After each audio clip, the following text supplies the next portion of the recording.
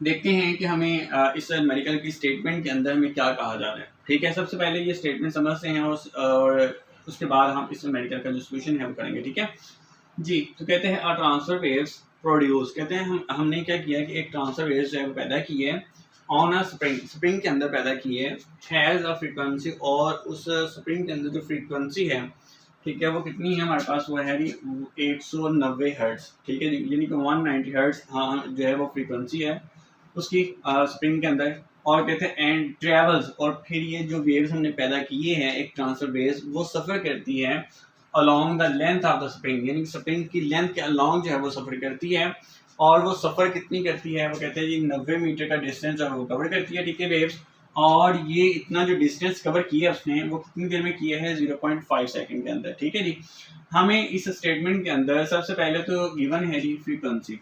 ठीक है जी, मैं इसको हाईलाइट कर देता हूँ ताकि आपको पता चल जाए कि कहाँ कहाँ से आपने वैल्यूज जो है वो पिक आउट करनी है। And travels along the length of the spring, यानी कि स्प्रिंग की जो लेंथ है वो हमारे पास कितनी है बेटे, वो है जी 90 मीटर, ये याद रखिएगा। और उसके बाद ये जो 90 मीटर का जो डिस्टेंस उसने कवर किया है वो कितनी वक्त में किया है जी, वो है जी 0.5 सेकंड के अंदर।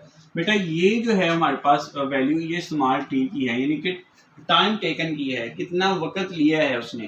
ठीक है, हमें जो है वो आगे तीन जो है वो वैल्यूज फाइंड आउट करने के लिए कहा गया है। नंबर 1 कहते हैं व्हाट इज द पीरियड, जहां पर भी लफ्ज पीरियड इस्तेमाल होगा इससे मुराद ये है कि आपने टाइम पीरियड बताना है, यानी कि कैपिटल टी बताना है। और ये कैपिटल टी बताना है किसका, बताना है वेव का। अगर बेटा देखिए, अगर तो हमारे पास पेंडुलम होता, यानी सिंपल पेंडुलम होता, तो फिर हम फॉर्मूला इस्तेमाल करते T is equal to 2 pi square root L over G।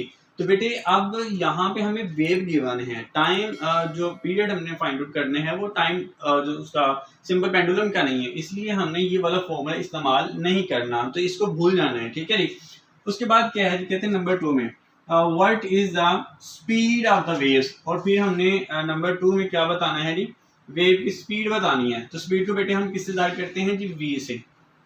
Clear, उसके बाद क्या है जी, कहते हैं what is the wave length. अब हमने वेव की वेव लेंथ भी बेटे हमने बतानी है। ठीक है जी, ये याद रखिएगा, और ये क्वेश्चन मार्क लगा दें। और वेव लेंथ हम किससे ज़ाहिर करते हैं, लैम्डा से जी। ठीक है जी, बेटे ये तीनों साइन आपने याद रखने हैं। ठीक है, और यहाँ पर टाइम पीरियड जो है वो हमने वेव का बताना है, सिंपल पेंडुलम का नहीं बताना। अगर सिंपल पेंडुलम का बताना होता तो उस सूरत में हम ये वाला फॉर्मूला इस्तेमाल करते हैं। ठीक है जी, अब बेटे यहाँ पर हमें स्टेटमेंट के अंदर जो जो हमें वैल्यूज गिवन है वो हम यहाँ पर लिख लेते हैं। ठीक है जी, तो सबसे पहले लिखते हैं जी गिवन डेटा।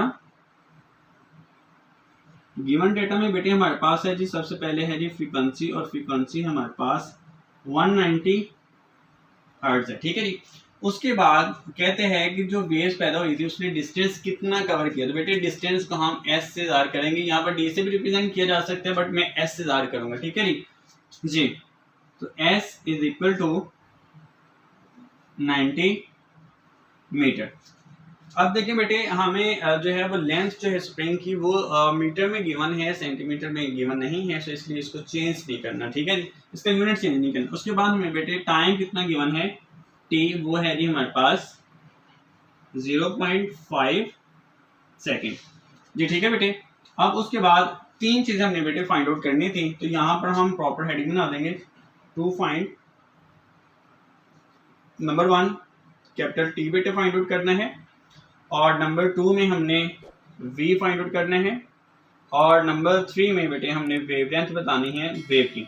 तो बेटे मैं इसके साथ जो है वो क्वांटिटी के नेम नहीं लिख रहा, जस्ट उनके जो सिंबल्स हैं वो लिख रहा हूँ, ताकि आप जितना न्यूमेरिकल को जितना शॉर्ट बना सकते हैं आप उतना आसान बनाएं, ताकि आपके लिए भी आसानी हो। ठीक है जी, अब देखें बेटे सबसे पहले तो हमने क्या फाइंड आउट करना है जी, टाइम पीरियड बताना है।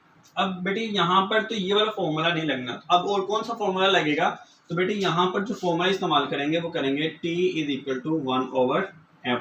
अब बेटे देखें यहाँ पर दो क्वांटिटी, एक है टाइम पीरियड और दूसरी फ्रीक्वेंसी। अगर फ्रीक्वेंसी गिवन हो तो आप टाइम पीरियड फाइंड आउट कर सकते हैं, और अगर आपके पास टाइम पीरियड हो तो फ्रीक्वेंसी जो है वो फाइंड आउट कर सकते हैं। तो यहाँ पे हमें फ्रीक्वेंसी गिवन है, तो वो जो फ्रीक्वेंसी है वो कितनी गिवन है बेटे, वो है 190। तो वो आप यहाँ पर जो है वो पुट कर दें, और मैंने आपको कई मरतबा बताया है कि आपने जैसे ही फॉर्मूले के अंदर वैल्यूज पुट करनी है तो 7 यूनिट मेंशन नहीं करना, ठीक है बेटे। अब बेटे जब आप 1 को 190 से डिवाइड करवाएंगे, ठीक है, कैलकुलेटर पे, तो आपके पास आंसर आएगा 0.005 और ETC समथिंग कुछ भी आ सकता है आगे, तो आपने यहीं तक रहना, ठीक है जी। अब देखिए बेटे, और साथ यहाँ पे जो है वो यूनिट एस मेंशन कर देंगे, यानी कि सेकेंड टाइम पीरियड का, ठीक है जी। अब देखिए बेटे, ये 5 है, तो कोई नंबर अगर 5 से बड़ा हो तो हम उसको राउंड ऑफ कर सकते हैं। तो इसको 5 ये जो है 5 या 5 से बड़ा हो नंबर, ठीक है, तो इसको राउंड ऑफ करेंगे तो यहाँ पर इस जीरो की जगह पर 1 मेंशन कर देंगे, ठीक है, यानी कि हमने राउंड ऑफ कर दिया इसको, तो 0.01 और यहाँ पर हम लिख देंगे साथ एस, ये लिमिट, ये आपका जो है वो टाइम पीरियड जो है वो आपने फाइंड आउट कर लिया जी। उसके बाद बेटे हमने क्या करना है जी, उसके बाद बेटे हमने फाइंड आउट करनी है v, यानी कि स्पीड फाइंड आउट करनी है, ठीक है जी, स्पीड ऑफ द वेव। तो बेटे इसके लिए आपको फॉर्मूला याद रखना है, वो क्या है जी, s is equal to V T. But मैं ये वाला फॉर्मूला जो है थोड़ा सा रीअरेंज करके लिखूंगा, ठीक है। देखिए v फाइंड आउट करना है ना बेटे, तो ये t यहाँ पे मल्टीप्लाई हो रहा है, तो इसको जो है वो हम इस तरफ लेके आएंगे तो क्या हो जाएगा, ये डिवाइड हो जाएगा। तो यहाँ पर जो है वो आप डायरेक्ट जो है वो फॉर्मूला इस्तेमाल करेंगे कि v is equal to s over t। इससे ये होता है बेटे कि न्यूमेरिकल जो है वो बहुत ज़्यादा शॉर्ट हो जाता है। इसका जितनी मर्जी लेंथ बढ़ा लें, जितनी मर्जी कैलकुलेशन कर लें, आखिरकार नंबर तो आपको उतने ही मिलने हैं जो रखे गए हैं उस न्यूमेरिकल के लिए, ठीक है जी। तो इसलिए एक्स्ट्रा तो कोई नंबर मिलना नहीं है, जितनी मर्जी आप लंबी कैलकुलेशन कर लें, जितनी छोटी कर सकें कैलकुलेशन को, उतना ज़्यादा बेहतर होता है, ठीक है जी। अब बेटे हमारे पास जो डिस्टेंस है बेटे वो कितने हैं जी, वो है जी 90, और टाइम बेटे हमें कितना गिवन है 0.5। अब बेटे हमने जो है वो इस फॉर्मूले के अंदर जो है वो वैल्यू पुट कर दी है, 90 को 0.5 से जो है वो डिवाइड करवाएंगे तो हमारे पास आंसर है बेटे वो क्या आ जाएगा 180। और बेटे हमारे पास जो स्पीड का जो यूनिट है वो हमारे पास क्या होता है, मीटर पर सेकेंड, ये बेटे जी। तो बेटा अब हमने नेक्स्ट जो है वो wavelength of the wave find out करनी है, ठीक है जी। तो इसके लिए हम फॉर्मूला इस्तेमाल करेंगे v is equal to F lambda. देखिए बेटे हमने लैम्डा फाइंड आउट करने हैं, तो ये f जो है यानी फ्रीक्वेंसी यहाँ पे लैम्डा के साथ जो है वो मल्टीप्लाई हो रही है, ठीक है जी। तो हम इस f को जो है वो उठाएंगे तो इस तरफ ले आएंगे लेफ्ट साइड पे, तो इधर लेके आएंगे तो हम डिवाइड कर देंगे। तो सिंपल में जो है वो हम फॉर्मूला यहाँ पे लिख देंगे कि lambda is equal to v over f। अब बेटे यहाँ पे हम v की जगह पर वैल्यू पुट करेंगे, वो वैल्यू जो हमने यहाँ पे भी फाइंड आउट की है, क्योंकि ये वैल्यू हम इसलिए लिख रहे हैं क्योंकि हमारे पास यहाँ पे गिवन में नहीं है। तो सबसे पहले हमने क्या किया कि अगर हमने लैम्डा फाइंड आउट करना था तो फिर उसके लिए हमें v और फ्रीक्वेंसी का पता होना चाहिए था। तो हमने क्या किया कि सबसे पहले ये वाला फॉर्मूला इस्तेमाल किया, v is equal to s over t। इसको हमने इस फॉर्मूले को जो है इस्तेमाल करके हमने जो है वो v की वैल्यू फाइंड आउट की, और ये कितनी आई है हमारे पास 180 मीटर पर सेकंड। अब ये बेटे ये वाली वैल्यू जो है वो हम इस v की जगह पर पुट कर देंगे, ठीक है जी। और f हमें कितना गिवन है बेटे, वो है जी, वो बेटे हमें गिवन है जी 190। अब बेटे हम इन दोनों को जो है वो डिवाइड करवाएंगे तो हमारे पास जो आंसर है वो आ जाएगा 0.9, ठीक है, 0.95 बेटे। और वेवलेंथ का जो यूनिट है वो हमारे पास क्या होता है, मीटर। आई होप कि आपको जो है वो ईस्टर्न मेडिकल की जो है वो समझ आ चुकी होगी। अगर फिर भी ईस्टर्न मेडिकल के अंदर कहीं पर भी अगर आपको कोई प्रॉब्लम होती है तो आप मुझसे जो है वो कमेंट सेक्शन में लाजमी पूछें, ठीक है।